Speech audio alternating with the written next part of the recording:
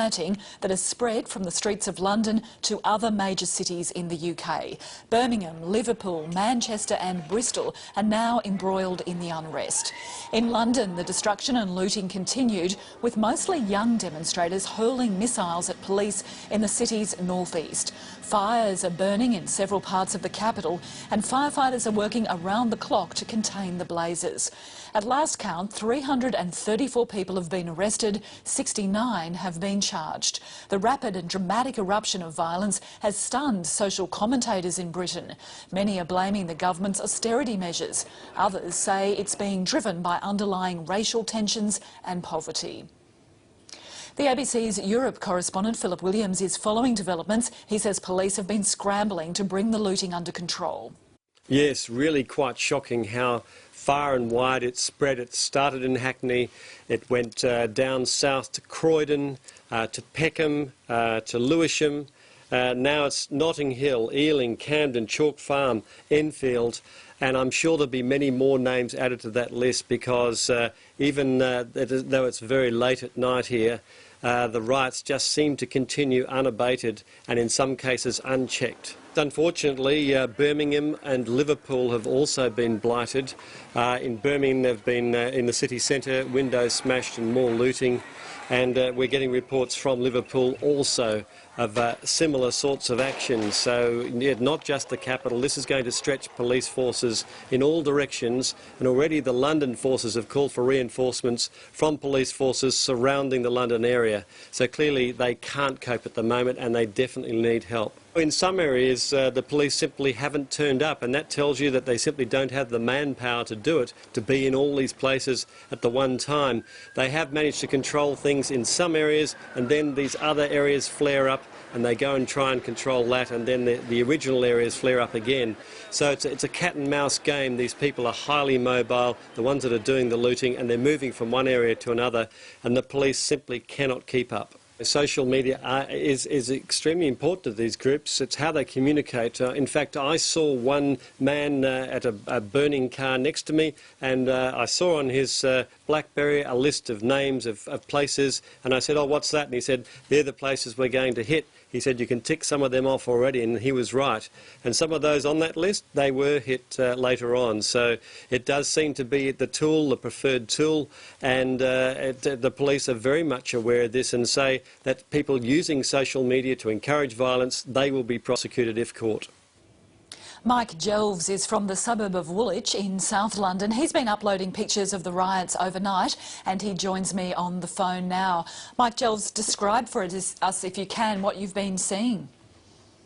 Well, it's all been quite sudden, really. Obviously, here in London, we've seen the news reports from what happened over the weekend in other parts of the city.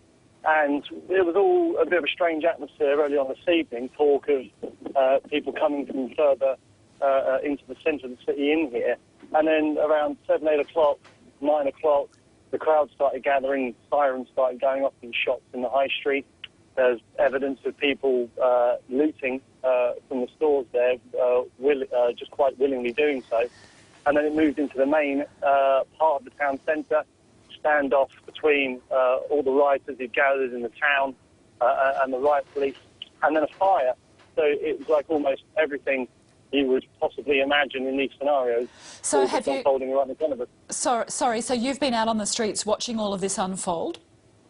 Yeah, our flat, our apartment was immediately above where the main confrontation took place between the police and in your suburb and the rioters. Right, in your suburb of Woolwich, I mean, how many rioters were there and how quick were the police to respond?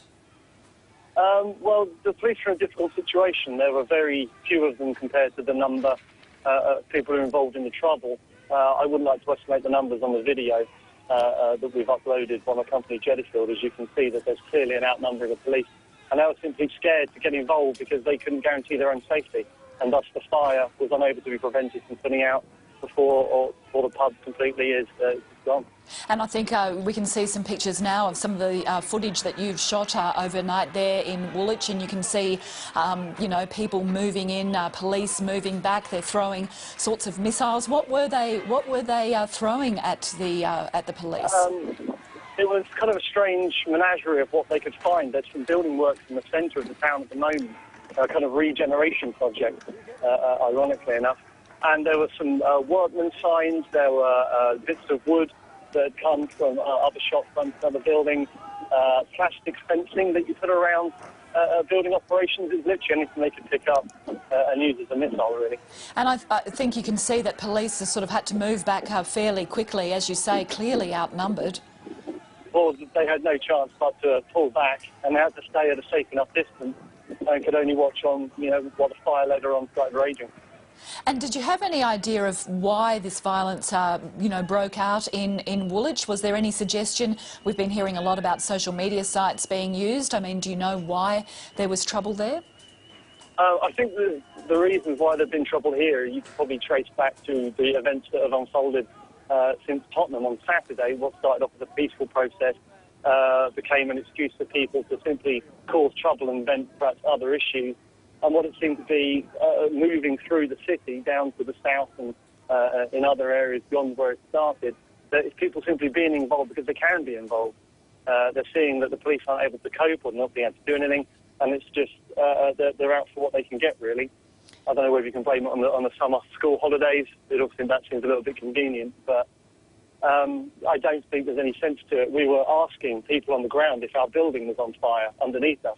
Well, there's a restaurant which could have easily caused a gas explosion or something, and we were told, basically, this is Woolwich, this is how it is. It's not some posh area. So it seems that you've got the disenfranchised youth of the suburb, much across all the country, in the current economic and political climate in Britain, just seems to be suffering and wanting to get some anger, even if they're not entirely sure what they're writing against. They're just writing. All right, Mike Jelves, we'll leave it there. Thank you very much for sending in that footage, and thank you very much for speaking to us today. You're welcome. You're welcome. Thank you.